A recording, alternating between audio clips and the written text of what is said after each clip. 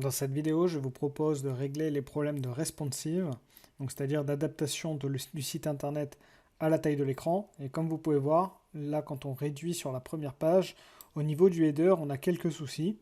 On a également d'autres problèmes sur la page Expérience Pro, ici les textes qui se superposent. Donc on va essayer de régler tout ça et pour le faire, on va devoir utiliser les Media Queries. Donc j'en ai pas trop parlé précédemment. Et ici, on va faire une petite introduction à ces Media Queries, donc pour régler ces problèmes-là. Donc la première chose qu'on va essayer de faire, c'est de justement gérer le header et faire en sorte que quand on arrive à une taille d'écran un petit peu petite, on réduit la taille des textes à l'écran. Donc pour faire ça, on va retourner dans le CSS, on va aller dans main.css, et à l'intérieur, on va pouvoir rajouter une partie Media Queries. Donc pour faire ça, on va rajouter un arrobas et on va écrire media. Et derrière, on va indiquer la taille de l'écran qu'on veut considérer. On va donc définir une taille maximale pour la Media Queries en mettant un max width. Et on va définir la taille de l'écran qu'on l'on souhaite. En l'occurrence, ici, je vais partir sur un 768px. Donc c'est-à-dire c'est la taille qu'on aura à l'écran. Et je vais mettre pour le moment, on va faire en sorte, pour voir si ça fonctionne, qu'on mette le body en background color red. Et on va vérifier qu'on a cette modification. Donc si j'actualise, vous voyez que là, la couleur devient rouge. Par contre, si j'agrandis, hop, donc c'est à partir du moment où je dépasse les 768px, je change de couleur. Voilà. Donc là, ça permet de considérer les tailles d'écran qui sont inférieures à 768px. En l'occurrence, nous, on va justement changer la taille de nos textes. La taille de nos textes qui était définie par les deux classes size40 et size20. Donc ces deux classes-là, je vais les copier.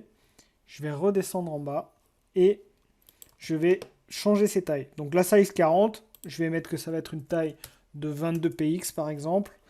Et pour la size 20, on va dire que ça va être 14 pixels. Donc là, je sauvegarde et quand j'actualise, alors je vais remettre en grand, voilà, j'actualise ici. Donc vous voyez que la taille des textes sur les headers, pour le moment, il n'y a pas de souci. Et si je réduis, vous allez voir qu'au bout d'un moment, ça va changer, ça va réduire la taille. Voilà, c'est bien le cas ici. Ça a fonctionné également sur les autres pages ici. On n'a pas encore réglé tous les problèmes à cet endroit-là, mais on va le faire.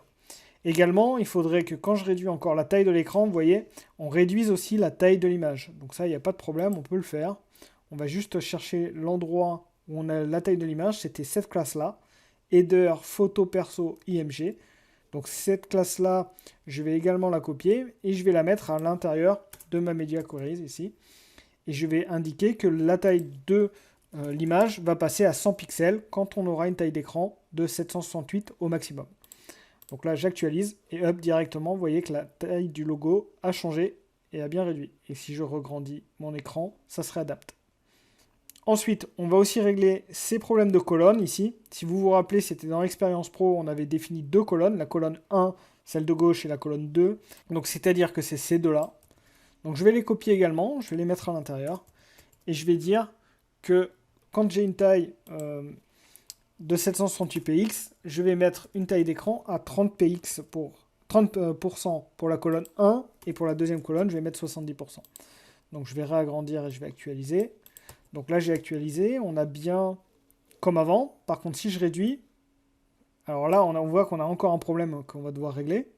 Mais si je réduis suffisamment, 768, hop, on a changé. Vous voyez que la taille s'est agrandie pour cette colonne-là. Et du coup, si je vais au minimum, on voit que c'est à peu près correct. C'est plutôt pas mal. On a bien cette taille-là. Donc maintenant, j'aimerais régler le deuxième problème. C'est quand j'ai cette taille-là d'écran, j'aimerais que ça ne se superpose pas là non plus. Donc pour faire ça, on va devoir définir une autre taille. Donc ça, on peut définir bien sûr le nombre de tailles que l'on souhaite. Donc ici, je duplique. Je vais mettre que je veux une taille minimum de 769px et je vais dire une taille maximum.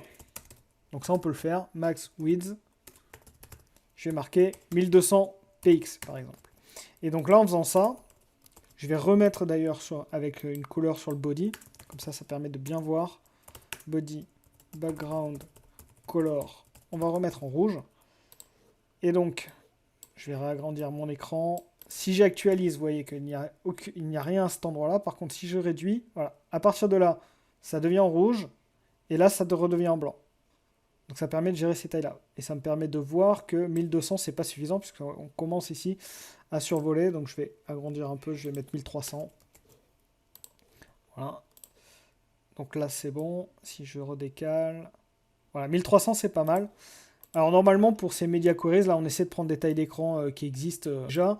Donc on s'adapte aux écrans de téléphone, etc. Donc ça, vous pouvez chercher sur Internet pour les tailles standards. Et vous pouvez justement adapter votre site en fonction de ces tailles-là. Donc ensuite, une fois que j'ai ça, je vais également changer la taille des colonnes 1 et des colonnes 2. Donc je peux copier ici. Et on va mettre par exemple, pour essayer, 40% et 60%. Donc j'actualise, je vais réduire ma taille et vous voyez que là, ça s'est bien décalé. Donc ça fait un petit peu trop d'ailleurs, j'ai l'impression. Ouais. Donc on va réduire un peu, 40 c'est quand même beaucoup. On va essayer 30. J'actualise. Ouais, c'est très bien avec 30%. Ah non, là ça marche pas, on a un problème. Donc là 30% c'est pas bon, donc je vais plutôt mettre 35. Ça m'évitera de refaire encore une Media Queries. 35, 65, voilà. Là on est pas mal, et du coup si j'agrandis... Et bien sûr, vous pouvez adapter l'ensemble de votre CSS en fonction des tailles d'écran. Donc supprimer des sections si vous le voulez. Vous pouvez utiliser la classe displayKnown pour justement cacher quelque chose.